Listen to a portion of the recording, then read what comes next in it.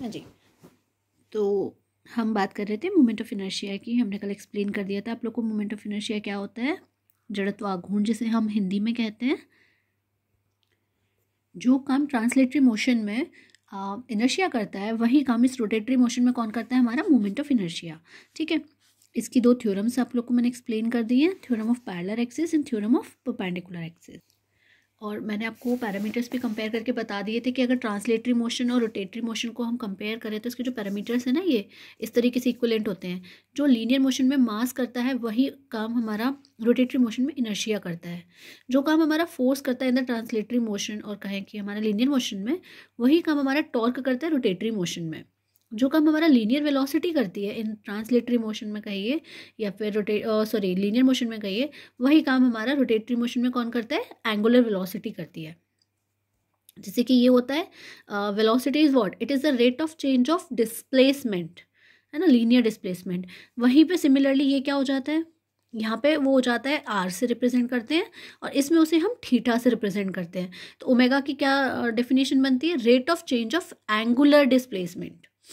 उसको हम कहते हैं कोणीय विस्थापन जो होता है, और rate of change of angular displacement, कोणीय विस्थापन की जो दर होती है वो एंगुलर वेलोसिटी यानी कि ओमेगा के बराबर होती है। इसी तरीके से पी क्या होता है, लीनियर वेलोसिटी, रेखीय संवेग। ये किस में जाना जाता है, ट्रांसलेटरी मोशन में। वही एंगुलर अगर आपका मोशन कैसा हो रहा है, रोटेटरी है, तो वहाँ पर क्या हो जाएगा, वहाँ पे पी किससे रिप्लेस हो जाएगा, जे से। एंगुलर मोमेंटम जिसे कहते हैं, D J upon D T equals to tau, हमने पढ़ाई था लास्ट लेक्चर में। तो ये हमारा एंगुलर मोमेंटम है जे। और यहाँ पे लीनियर मोशन में हम एक्सेलरेशन को किससे रिप्रेजेंट करते हैं, ए से। वही रोटेटरी मोशन में किससे रिप्रेजेंट करते हैं, एंगुलर एक्सेलरेशन ये हमारा हो जाता है अल्फा से रिप्रेजेंट करते हैं। ठीक है, इसी पे बेस्ड हमारी इक्वेशन ऑफ मोशन बनी थी जो हमारी लीनियर मोशन में, ट्रांसलेटरी मोशन में देखो लीनियर में एक्सेलरेशन तो क्या होता है, rate of change of velocity, d v upon D t, और यहाँ पे अल्फा क्या हो जाएगा, d omega upon D t, rate of change of angular velocity. और हम बता रहे थे आपको कि जो इक्वेशन ऑफ मोशन आपकी लीनियर मोशन में होती है वो होती है F is equals to M A. ठीक है, तो वही हमारे इस रोटेटरी मोशन में इक्वेशन ऑफ मोशन क्या बन जाती है, इक्वल्स टू वो बन जाती है आपकी टॉ इक्वल्स टू आई अल्फा। क्योंकि एफ की इक्विवेलेंट कौन रहा, ये लीनियर मोशन के लिए है, ये ट्रांसलेटरी मोशन के लिए, तो एफ की इक्विवेलेंट कौन है, टॉर्क, और एम की इक्विवेलेंट कौन है, I, moment of inertia. Acceleration linear motion में एक इसके इक्विवेलेंट माना हमने रोटेटरी में अल्फा के। तो जो इक्वेशन आपकी F is equals to M है इसमें लीनियर मोशन में होती है, वहीं पे हमारा रोटेटरी के लिए वो इक्वेशन किस में कन्वर्ट हो जाती है, torque is equals to I alpha में। All terms are so easy and simple. इसके बाद मैंने आप लोग को समझाया था radius of gyration. Radius of gyration क्या होता है, देखो आई का जो फॉर्मूला हमने बताया था, I is equals to M R square होता है। अगर हम मोमेंट ऑफ इनर्शिया का एक स्टैंडर्ड फॉर्मूला मान ले, आई इक्वल्स टू एम के स्क्वायर, यानी कि किसी भी ऑब्जेक्ट का, किसी भी शेप की आपकी ऑब्जेक्ट है, उसका मोमेंट ऑफ इनर्शिया हम किसके बराबर मान लें, एम के स्क्वायर का, इसके बराबर मान लें। ठीक है, फिर उसका जो एक्चुअल निकल के आएगा ना मोमेंट ऑफ इनर्शिया, उसके इक्वेट हम करें तो जो के की वैल्यू निकल के आएगी ना, that will be the value of radius of gyration. मतलब जैसे कि अभी आपको लास्ट लेक्चर में सिखाया था कि किसी एक रॉड का मोमेंट ऑफ इनर्शिया आपको निकलवाया था, उसके सेंटर से पास होने वाली परपेंडिकुलर एक्सिस के अबाउट, हाँ ये रहा। तो इसकी वैल्यू कितनी निकल के आई थी, एम एल स्क्वायर अपॉन 12, वो निकल के आई थी ये एम एल स्क्वायर अपॉन 12। ठीक है, अब में जो स्टैंडर्ड फॉर्मूला होता है, ये मोमेंट ऑफ इनर्शिया की वैल्यू निकल के आई है। ये किसकी वैल्यू निकाली थी हमने, आई की। और ये मैंने कैसे निकालनी सिखाई थी आप लोग को, मैंने ये सिखाया था आप लोग को कि जब भी आपको मोमेंट ऑफ इनर्शिया निकालना हो, किसी भी बॉडी का निकालना हो, किसी भी शेप का ऑब्जेक्ट हो, उसके लिए सिर्फ आपको क्या करना होगा, उसके छोटे से एलिमेंट के लिए आप निकालो मोमेंट ऑफ इनर्शिया और फिर उसको पूरे के लिए इंटीग्रेट कर देते हैं। तो इसमें हमने यही किया था, हमें इस रॉड का मोमेंट ऑफ इनर्शिया निकालना था इसके मिडिल पॉइंट यानी सेंटर पॉइंट से लेंथ के परपेंडिकुलर एक्सिस के अबाउट, यानी कि हम इसे कैसे घुमाएंगे, इस टाइप से घुमा रहे हैं। तो ये हम इस कंडीशन में पूछ रहे हैं मोमेंट ऑफ इनर्शिया आपसे। ओके, तो इस केस के लिए हमने क्या किया था, हमने यहाँ पर एक छोटा सा एलिमेंट मान लिया था इसका dx लेंथ का। तो अब हम इसके लिए हम निकालेंगे, और यहाँ से हम मेजर कर रहे हैं, तो यहाँ से इसके लिए निकालेंगे। फॉर्मूला क्या होता है, मास इंटू परपेंडिकुलर डिस्टेंस का स्क्वायर। तो फॉर्मूला इसका क्या बनेगा, मास इस लेंथ के करस्पॉन्ड जो मास होगा वो इंटू परपेंडिकुलर डिस्टेंस एक्स का स्क्वायर। इसका हम मास कैसे निकालेंगे भाई, total length L, total mass M। तो L लेंथ का मास कितना है M, तो यूनिट लेंथ का मास कितना हो जाएगा M अपॉन L। तो हमारा dx लेंथ का मास कितना हो जाएगा, dx इंटू ml अपॉन, ठीक है, मतलब dx into m upon l।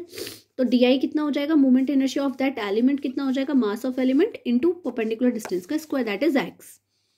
तो अल्टीमेटली आपका ये निकल के आ गया फॉर्मूला। अब इसको जब हमने सॉल्व किया तो वो ये आ गया। अब ये di की वैल्यू थी, अब क्या करते हैं, अब इसको इंटीग्रेट करते हैं, यानी छोटे से पार्ट के लिए निकालते हैं, फिर उसको पूरे के लिए इंटीग्रेट कर देते हैं, बस क्या चेंज होती है, लिमिट्स। तो यहाँ पे आप देखो हमें कहाँ से कहाँ तक का निकालना है, मुझे तो इस एंड से इस एंड तक का निकालना है ना। तो यहाँ से यहाँ की वैल्यू क्या आ जाएगी, -l/2, यहाँ की +l/2। तो सिंपल सी बात है, हमारी लिमिट क्या बन गई, -l/2 से +l/2 तक की।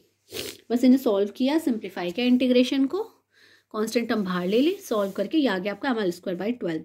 अब इसको हम कंपेयर करेंगे किससे, जो हमने स्टैंडर्ड फॉर्मूला माना है मोमेंट ऑफ इनर्शिया का, I = mk²। तो mm तो बराबर ही है, तो k² = l²/12 k। तो हमारे ये ही k जो है यही कहलाती है रेडियस ऑफ गाइजेशन। ठीक है, डन। मुझे इसके बाद मैंने आप लोग को बताया था दोनों थ्योरम जो इसकी बहुत इंपॉर्टेंट थ्योरम रहती है, theorem of parallel axis and theorem of perpendicular axis, ये मैंने सिखाई थी। और दोनों ही बहुत ही इंटरेस्टिंग, इजी, यूजफुल और एंड सिंपल हैं। देखो सबसे पहले समझते हैं थ्योरम ऑफ पैरेलल एक्सिस। देखो इससे आपको समझ में आ रहा है कि पैरेलल वर्ड यूज हुआ है तो कहीं ना कहीं पैरेलल की बात होगी। अब समझो पैरेलल एक्सिस की बात हो रही है, तो ये कब यूज होती है, जब आपको किसी भी बॉडी का, किसी भी शेप की बॉडी, सपोज ये है या ये शेप है, कोई भी शेप है, तो उससे कहीं से भी पास होने वाली एक्सिस के अबाउट आपको मोमेंट ऑफ इनर्शिया निकालना है ना, उस बॉडी का। तो आपको सिर्फ 2 काम करने हैं।